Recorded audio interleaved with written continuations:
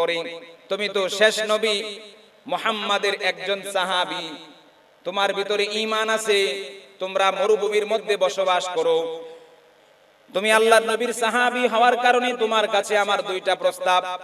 তোমরা তো যুদ্ধ করতে এসে বন্দী হয়েছো, এবার তোমাদের জন্য দুইটা অপশন।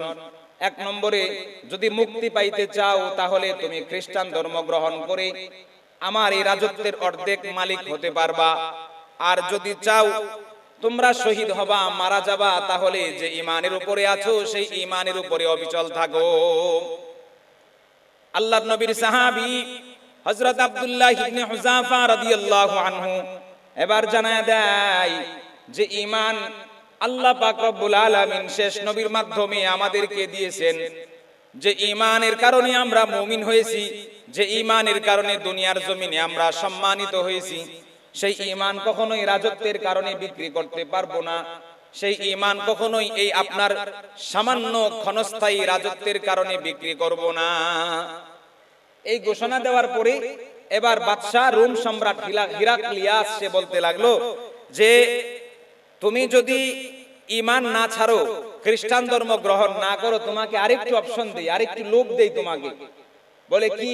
যে তুমি আমার এই খ্রিস্ট ধর্ম গ্রহণ করবা, তোমাকে আমার মেয়ের বর বানায় নিব, আমার মেয়েকে তোমার কাছে বিবাহ দিয়ে দিব, পাশাপাশি আমার এই বিশাল রাজত্বের অর্ধেক আমি তোমাকে দিয়ে দিব। আব্দুল্লাহ ইবনে হুযাফা বলেন, এগুলা আমার প্রয়োজন নাই, আমি ঈমানের উপরে আছি, ঈমানের উপরেই থাকবো, এতে যদি আমার জীবন চলে যায় চলে যাক। এই কথা বলার পরে এবার রোম সম্রাট ঘোষণা দেয় যে তুমি যেহেতু ঈমানের উপরে থাকতে চাও, তাহলে তুমি সেই ঈমানের উপরেই থাকো, আমি তোমার বিরুদ্ধে ফাঁসির ঘোষণা দিয়ে দিলাম। সেনাপতিদেরকে ডাক দিয়া ঘোষণা দিয়ে দিল, এই আব্দুল্লাহ ইবনে হুযাফাকে ফাঁসির মঞ্চে ঝুলিয়ে দাও। নির্দিষ্ট দিন তারিখ ঠিক করা হলো, আব্দুল্লাহ ইবনে হুযাফাকে ফাঁসির কাস্টে ঝুলানো হবে। এমন সময় দেখে আব্দুল্লাহ ইবনে হুযাফা হাসি মুখে দাঁড়ায় আছে, তিনি হাসতেছেন, চেহারার মধ্যে কোনো টেনশনের ছাপ নাই, চেহারার মধ্যে কোনো ধরনের পেরেশানি নেই। এবার আব্দুল্লাহ ইবনে হুযাফাকে জিজ্ঞাসা করে, বাদশা জিজ্ঞাসা করে, তোমার চেহারার মধ্যে এত হাসির ছাপ কেন? তোমাকে কিছুক্ষণের মধ্যেই ফাঁসির কাস্টে ঝুলানো হবে, তোমার কি টেনশন হয় না? এবার আব্দুল্লাহ ইবনে হুযাফা বলেন, এই ফাঁসি কেন, এর চাইতে আরো বড় কোনো কঠিন শাস্তির সম্মুখীন হলেও আমরা যে ঈমান আমাদের শেষ নবীর কাছ থেকে পেয়েছি সেই ঈমানের উপরই অবিচল থাকবো। বলেন না আল্লাহু আকবার। আব্দুল্লাহ ইবনে হুযাফার এই কথা শুনে বাদশা আরো রাগান্বিত হয়ে যায়, সঙ্গে সঙ্গে ঘোষণা দেয় যে একে ফাঁসির কাস্টে ঝুলানো হবে না, নিয়ে যাও, আরো কঠিন শাস্তি দেওয়া হবে। আব্দুল্লাহ ইবনে হুযাফাকে নিয়ে যাওয়া হলো। বাদশা ঘোষণা দিয়ে দিলেন সেনাপতিদেরকে, যাও রাজ দরবারের সবচাইতে বড় কড়াই যেটা আছে সেই কড়াইটাকে চুলার উপরে জ্বালায়া দাও, এটার মধ্যে মনকে মন তেল ঢালো, ঢেলে এই তেল যখন টকবক করতে থাকবে গরম হয়ে, তখন আব্দুল্লাহ ইবনে হুযাফাকে এই তেলের মধ্যে একটা মাছের মতো ছেড়ে দিবা। ঘোষণা দিয়ে দেওয়া হলো। আব্দুল্লাহ ইবনে হুযাফা অপেক্ষা করতে লাগলেন, অপেক্ষা করতে লাগলেন। নির্দিষ্ট দিন যখন আসলো, তখন আবার বাদশা কয়েকজন ব্যক্তিকে আব্দুল্লাহ ইবনে হুযাফার কাছে পাঠাইলো, যাও তার কাছে গিয়ে আমার দাওয়াত দাও। গিয়া বলতে লাগলো, আপনার সময় একেবারেই অল্প, এই অল্প সময়ের মধ্যে আপনার কাছে অনুরোধ, আপনি কি খ্রিস্টান ধর্ম গ্রহণ করবেন নাকি ঈমানের উপরে থাকবেন? বলে, আমি কখনোই খ্রিস্টান ধর্ম গ্রহণ করব না, একবার বলে দিয়েছি, আমি কখনোই খ্রিস্টান ধর্ম গ্রহণ করব না, এই ঈমানের উপরে আমি থাকব। আব্দুল্লাহ ইবনে হুযাফার এই কথা শুনে এই ব্যক্তি যারা এসেছিল কথা নেওয়ার জন্য, তারা বাদশার কাছে চলে গেল। বাদশার কাছে গিয়ে ঘোষণা দিল যে এই ব্যাপার আব্দুল্লাহ ইবনে হুযাফা ঈমান ছাড়তে চায় না, সে যে ঈমানের উপরে ছিল সেই ঈমানের উপরেই থাকবে। এই ঘোষণা শোনার পরে আব্দুল্লাহ ইবনে হুযাফাকে কঠিন শাস্তি দিতে হবে, তাকে জেলখানা থেকে বের করে কড়াইয়ের সামনে আনা হলো।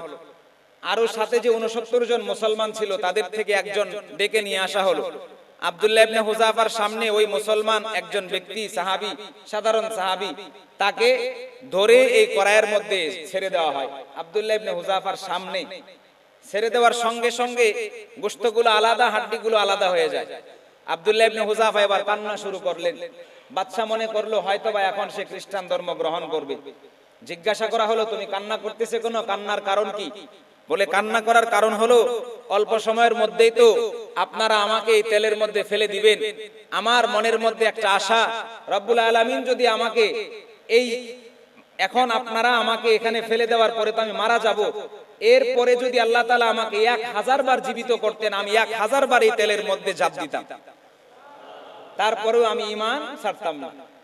যেহেতু আমার হায়াত একমাত্র একটা হায়াত, এখন মারা গেলে শেষ, আমি আর এরকম পরীক্ষার সম্মুখীন হব না, এই কারণে আমি কান্না করতেছি। আব্দুল্লাহ ইবনে হুযাফার এই কথা শুনে বাদশা আশ্চর্য হয়ে গেল। বাদশার চোখ দিয়ে পানি বের হয়ে আসলো যে ঈমান এত দাম, এই ঈমান, যে ঈমান শেষ নবী তোমাদেরকে শিখায়া গেছেন, এই ঈমানের জন্য তোমাদের জান মাল পরিবার পরিজন কোনো কিছুর পরোয়া নাই। এটা চিন্তা করতে করতে বাদশা কান্না শুরু করে দিয়েছেন।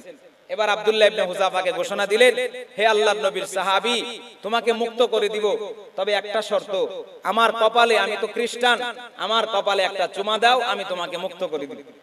আব্দুল্লাহ ইবনে হুযাফা ওই দলের আমির ছিলেন। তিনি ঘোষণা দিলেন, আমি একা নয়, আপনাকে আপনার কপালে একটা চুমা দিব, শর্ত হলো আমাদের সবাইকে আজাদ করে দিতে হবে। আব্দুল্লাহ ইবনে হুযাফা ওই খ্রিস্টান রোম সম্রাট হিরাক্লিয়াসের কপালে একটা চুমা দিলেন। 70 জন, একজনকে তো মেরে ফেলা হয়েছে, এই 69 জন সাহাবীর কাফেলাকে মুক্ত করে দেওয়া হয়, তারা মদিনায় চলে যায়। মদিনায় গিয়ে আমিরুল মুমিনিন ওমর ইবনুল খাত্তাবের কাছে ঘটনা শোনানো হয়। ওমর ইবনুল খাত্তাব ঘটনা শুনে দাঁড়ায় গেলেন, আল্লাহু আকবার ধ্বনি দিলেন, আব্দুল্লাহ ইবনে হুযাফাকে কাছে ডাকলেন, তার কপালে একটা চুমা দিলেন, ঘোষণা দিয়ে দিলেন, হে আল্লাহর নবীর যত সাহাবী তোমরা বেঁচে আছো, যারা এখনো জীবিত আছো, তারা সবাই আব্দুল্লাহ ইবনে হুযাফার কপালে একটা করে চুমা দাও। এভাবে ঈমানের মাধ্যমে, ঈমানের উপর অবিচল, ঈমানের উপরে অটল থাকার মাধ্যমে আব্দুল্লাহ ইবনে হুযাফা তার সঙ্গীদেরকে নিয়ে রোম সম্রাট হিরাক্লিয়াসের কাছ থেকে মুক্ত হয়ে মদিনায় চলে আসলেন। অথচ আমাদের ঈমান দেখেন কতটা দুর্বল। আমাদের ঈমান সামান্য পদের কাছে, সামান্য ক্ষমতার কাছে, সামান্য টাকা পয়সার কাছে, সামান্য দুনিয়ার কাছে আমরা বিক্রি করে দেই কিনা? আমরা বিক্রি করে দেই। এই কারণে ইমাম আল্লামা কবি ইকবাল রহমতুল্লাহ আলাইহি বলতেছেন যে রাহ গায়া রসমে আজা রূহে বিলালি না রহি, ফলসফা রাহ গায়া তালকিন গজালি না রহি। যে আজান তো প্রত্যেকটা মসজিদেই হয়, কিন্তু আজানের যে রূহ ছিল, আজানের যে মধুর মায়া ছিল, সেটা তো ছিল বিলালের আজানের মধ্যে। সেটা কার আজানের মধ্যে ছিল? বেলালের আজানের মধ্যে। আজানের মধ্যে এত মধু ছিল না, এত লম্বা টান ছিল না, কিন্তু আজান দিলে বোঝা যেত যে আজান হচ্ছে। বেলাল আজান না দিলে আরশের মধ্যে দিন হতো না। বেলাল আজান না দিলে আসমানের ফেরেশতারা দিনের পরিবর্তন বুঝতো না। বেলাল আজান না দিলে কুল কায়নাতের সকল সৃষ্টিজীবের মধ্যে পরিবর্তন আসতো না। বেলালের আজানের মধ্যে রূহ ছিল, সুর ছিল না। এত সুন্দর মধুমাখা কণ্ঠে আজান দিত না, কিন্তু তার আজানের মধ্যে আবেগ ছিল। রাহ গায়া রসমে আজা রূহে বেলালি না রাহি। মসজিদে মসজিদে আজান তো আছে, কিন্তু বেলালের আজানের মতো মায়া, বেলালের আজানের মতো আত্মসমৃদ্ধ আজান নাই। ফালসাফা রাহ গায়া তালকিন গজালি না রাহি। পৃথিবীতে অনেক শাস্ত্র আছে, কিন্তু ইমাম গাজালি রহমতুল্লাহি আলাইহি যে দার্শনিক ছিলেন, সেই দর্শন শাস্ত্র এখন নাই। হাম মুসলমান হ্যাঁ, হাম মে মুসলমানই নাহি। আমরা তো নামে মুসলমান, আমাদের ভিতরে আসলে মুসলমানই বলতে কিছু নাই। আমরা মুমিন, আমাদের ভিতরে ঈমান নাই। আমরা মুমিন, আমাদের ভিতরে ঈমান নাই। যদি ঈমান থাকতো তো ফের কিউ জ্বলতে নাহি, ঈমানের আলো কেন জ্বলে না? ঈমান যদি থাকতো তাহলে তো সেই ঈমানের জ্বলন আমাদের ভিতরে থাকতো। সাহাবাই কেরামের ঈমান আমাদের ভিতরে নাই, আকাবিরদের ঈমান আমাদের ভিতরে নাই। না থাকার কারণে ঈমানের কদর আমরা বুঝি না, এই ঈমানের মহব্বত আমরা বুঝি না। চায়ের দোকানে বসে অযথাই গল্প গুজব করে শিরকি কথাবার্তা বলি ঈমান ধ্বংস। কথা কোন ঠিক কিনা? ঈমান ধ্বংস, অযথাই কথা যেগুলোর কোনো প্রয়োজন নাই, ঈমান নষ্ট হয়ে যাচ্ছে। বিভিন্ন কথার মাধ্যমে ঈমান নষ্ট। ঈমানটা কিভাবে ধরে রাখতে হয়, ধরে রাখার জন্য পরিশ্রম করার দরকার আছে না নাই? আপনি একটা গরু কিনলেন, আগামী কুরবানি ঈদে বিক্রি করে লাভবান হবেন। এটা দিয়ে লাভবান হতে হলে এটাকে যত্ন করতে হবে কিনা? যত্ন করার দরকার আছে। তো যে ঈমান আমরা ভিতরে ধারণ করেছি, এই ঈমান দিয়ে যদি জান্নাতে যেতে হয়, এই ঈমান দিয়ে যদি কবরের জগৎ পার হতে হয়, এই ঈমান দিয়ে যদি ফুলসিরাত পার হতে হয়, তাহলে এই ঈমানের যত্ন করার দরকার আছে না নাই?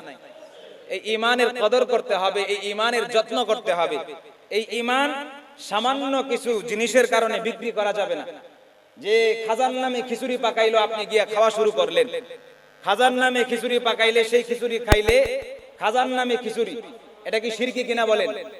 শিরিক। আপনি খাইলেন, ঈমান শেষ। তো এক প্লেট খিচুড়ির কাছে ঈমান ধ্বংস। এক প্লেট, মাত্র এক প্লেট খিচুড়ি।